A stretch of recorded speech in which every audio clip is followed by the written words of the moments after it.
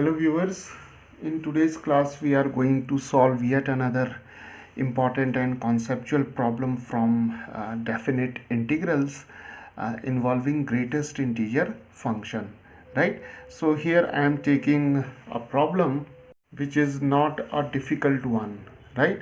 So this problem is very simple, but this problem needs some concepts, right? So let us start. So here we have to find the value of this definite integral from minus half to half and sine inverse greatest integer x, right? So this is the greatest integer function, and let us call this integral as I, right? Okay, now we have to solve this integral, and our integrand, it may be denoted by the function f of x, which is sine inverse the greatest integer x, right?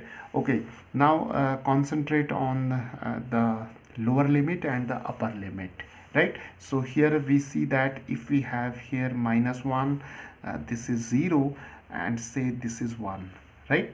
And minus half, it lies between minus 1 and 0. So here we have minus half, and half plus half lies between 0 and 1. So here we have plus half, right? So now we have to integrate from minus half to half, and we see that between minus half and half we have this integer 0, right? So what we will do, we'll split this integral I as a sum of two integrals, right? I1 and I2, and I1 is from minus half to 0. This is from minus half to 0. We have sine inverse greatest integer x dx, and then we have the integral from 0 to half, right? From 0 to plus half, and the integrand is sine inverse greatest integer x, right? Okay, so now here see, in the first integral x varies from minus half to 0, right? So when x it lies between minus half and 0, then from the definition of greatest integer function, we know that the value of greatest integer x is simply equal to minus 1, right? And when x lies between 0 and half, then obviously the value of greatest integer x is 0, right?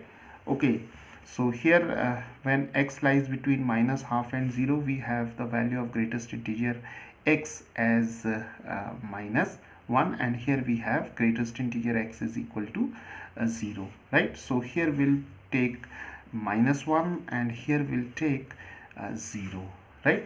So now I can be written as from minus half to 0 sine inverse minus 1, right?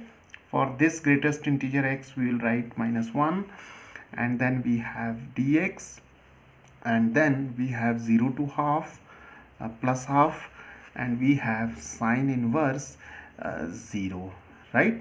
And we know that sine inverse 0 is equal to 0. So this integral is equal to 0, and now we are left with only this integral, that is from minus half to 0 sine inverse minus 1 dx, and sine inverse minus 1 is a constant. We can take it outside. We have minus half to 0 dx, right?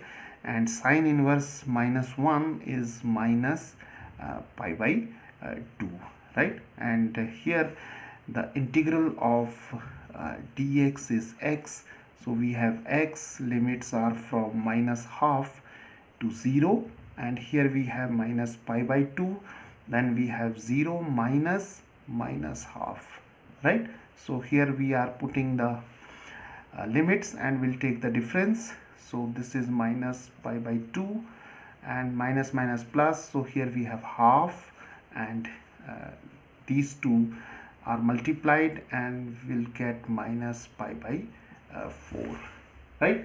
So the value of this integral is equal to minus pi by 4, right? So viewers, this is how we have solved this problem, and this is a very easy problem, but it requires concepts, right?